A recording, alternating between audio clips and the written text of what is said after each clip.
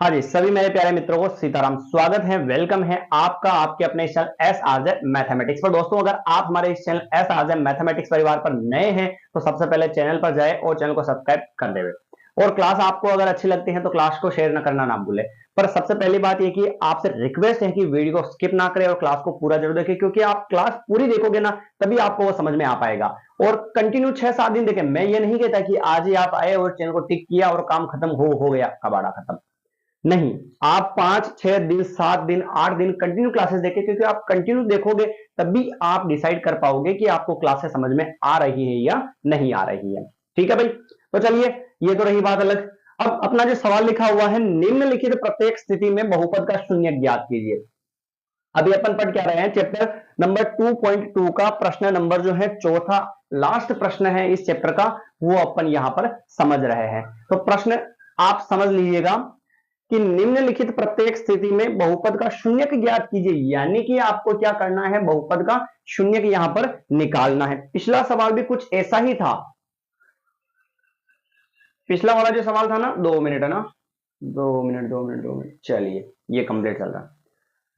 पिछला वाला जो सवाल था वो भी कुछ इसी प्रकार का था, पर उस सवाल के अंदर जो है शून्यक दे रखे थे और हमें सिद्ध करना था, सत्यापित करना था कि ये जो मान दे रखे हैं ये इस बहुपद के शून्यक है।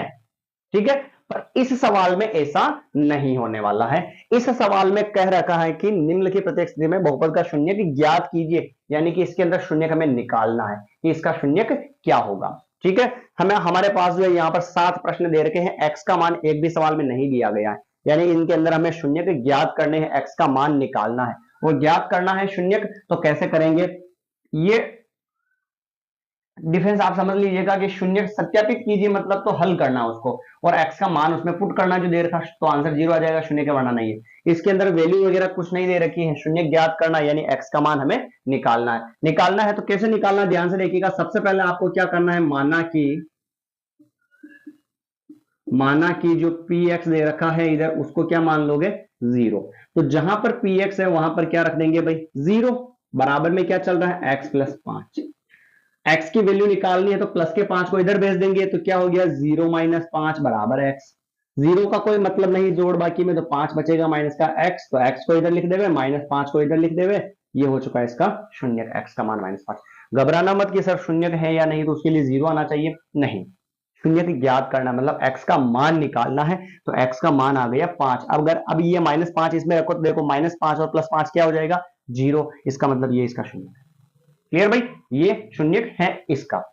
आ गया समझ में, एक्स का मान हमने निकाल लिया 5, -5 आ गया, बस खत्म मामला। यहां तक दूसरे सवाल की बात करते हैं, देखना, पी एक्स बराबर एक्स -5, इसमें भी हमें शून्य को ज्ञात करना है, यानी एक्स का मान ज्ञात करना, और एक्स का मान ज्ञात करना है तो हम मान लेंगे, माना कि पी एक्स बराबर क्या मान लेंगे, 0। और जहां पर पी एक्स चल रहा है वहां पर क्या पुट कर देंगे भाई, 0 पुट कर देंगे। तो देखिए 0 बराबर x -5, माइनस के 5 इधर चले जाएंगे तो किसके हो जाएंगे, प्लस के। तो 0 का कोई मतलब नहीं जोड़ के अंदर, तो x का जो मान है वो कितना आ चुका है, 5 आ चुका है। ये मामला हो चुका है खत्म। ठीक है, तीसरे सवाल की हम बात करते हैं। तो p x is equal to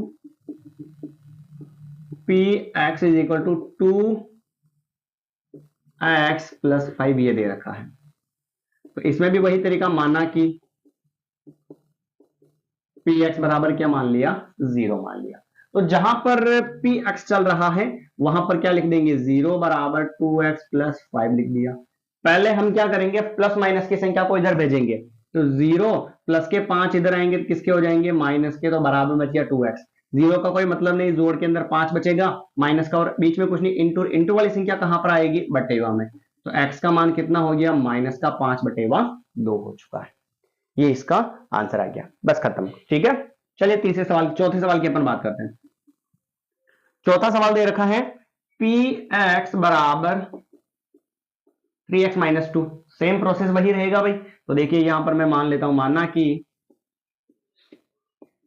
P x बराबर 0, तो जहां पर पी एक्स है वहां पर क्या लिख दूं मैं, 0 लिख दूं। 3x - 2, मैंने कहा पहले प्लस माइनस की संख्या को हम इधर लाएंगे, तो माइनस का 2 है इधर आएगा तो किसका हो जाएगा, प्लस का। बराबर में क्या बचेगा भाई, 3x। 2 के अंदर 0 जोड़ेंगे तो 2 इंटू वाला 3 कहाँ आ जाएगा, बटेवा में, उधर क्या बचेगा x। तो x की जो वैल्यू है वो कितनी आ चुकी है, 2/3 आ चुकी है। कोई दिक्कत नहीं है इसके अंदर, ठीक है भाई। ये अपना जो है चौथा सवाल भी यहाँ पर खत्म हो चुका है। अब बात करते हैं अगले 5वें सवाल की। सवाल बहुत ही आसान है, आपको थोड़ा सा समझना है कि किस सवाल में आपको कैसे सोल्व करना है। पिछला जो सवाल था उसके अंदर शून्यक सत्यापित करना था कि वो उसका शून्यक है और x का मान भी दे रखा था, तो जो x का मान दे रखा था वो उसके अंदर पुट किया, आंसर 0 आ गया, मतलब वो शून्यक है, ठीक है। फिर अगले सवाल के अंदर अभी जो सवाल कर रहे हैं इसके अंदर पूछा कि शून्यक ज्ञात कीजिए, पूछा नहीं शून्यक ज्ञात कीजिए, मतलब x की वैल्यू में निकालनी, तो x की वैल्यू निकालनी, तो x की वैल्यू निकाल रहे अपन। और वैसे भी आप पता करना चाहो शून्यक है या नहीं तो मान कहां से रखोगे, इसमें होगा तभी ना, ठीक है। प्रश्न नंबर 5वां ये है px is equal to 3x। तो वही तरीका हम लिखेंगे यहां पर, माना कि px बराबर 0, तो जहां पर px है वहां पर पूरे की जगह 0 रख रहे, ध्यान रखना, कंफ्यूज मत हो जाना, x की जगह 0 मत रख देना, px पूरा 0 रख रहे बराबर 3x, बीच में कुछ नहीं, इंटू, और इंटू वाली संख्या कहाँ आएगी, बटेवा में x। 0 में किसी भी संख्या का भाग दो, आंसर क्या आएगा, 0। तो x की वैल्यू कितनी आ चुकी है, 0 आ चुकी है, ठीक है भाई। चलिए एक सवाल और यहां पर, 3/0 का आंसर कितना आएगा, कमेंट करना। 3/0 का आंसर कितना आएगा, जैसे यहां पर 0/3 था, इसका आंसर 0 आया, तो 3/0 का आंसर कितना आएगा, आप इसका आंसर कमेंट कर दीजिए। अगर आप क्लास देख रहे हैं तो आपको पता होगा इसका आंसर भी। अगले छठे सवाल की अपन बात करते हैं। छठा सवाल दे रखा है px बराबर ax। इसमें भी वही तरीका, माना कि px बराबर क्या मान लिया, 0 मान लिया, तो यहां पर क्या रख देंगे, 0 बराबर ax। बहुपद किसके रूप में है, x के रूप में, तो x को इधर रखेंगे, इंटू वाले a को भेज देंगे बटेगा में, 0/a, और 0 के अंदर a का भाग देंगे तो आंसर क्या आ जाएगा, 0। तो इसके अंदर भी x की वैल्यू कितनी आ गई भाई, 0 आ गई। चलिए लास्ट सवाल। सब सवाल सेम है, ज्यादा लोड लेने वाली बात भी नहीं। एक ध्यान दिया इधर, 40% ध्यान से भी, 10% ध्यान से भी आपको ये सवाल आ जाएगा, घबराने वाली बात नहीं है। और 10% तो होना चाहिए ना भाई।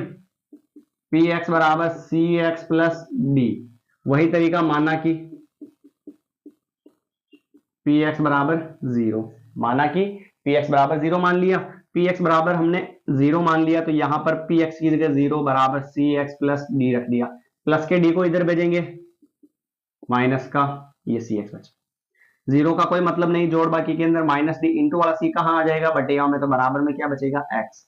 बहुपद x के रूप में है यहाँ पर, तो x का मान आ गया माइनस का d बटेगा c। तो ये जो है अपना क्लास 9 का चैप्टर नंबर 2.2 जो है मित्रों, मेरे प्यारे विद्यार्थियों, मैंने आपको अच्छे से समझाने का प्रयास किया और आई होप आप सभी अच्छे से समझ चुके होंगे, अगर आपने क्लास को थोड़ा सा भी ध्यान से देखा है तो।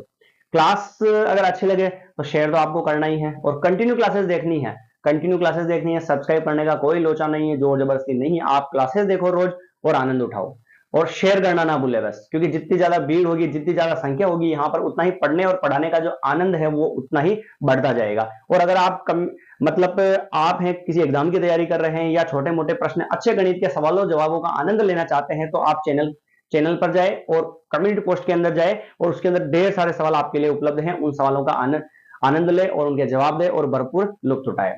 मिलते हैं अगले नए वीडियो के अंदर, ऐसे ही इंटरेस्टिंग तरीके से पढ़ने के लिए आप हमारे इस चैनल पर बने रहे, जुड़े रहे। मिलते हैं सभी प्यारे विद्यार्थियों को, सीताराम।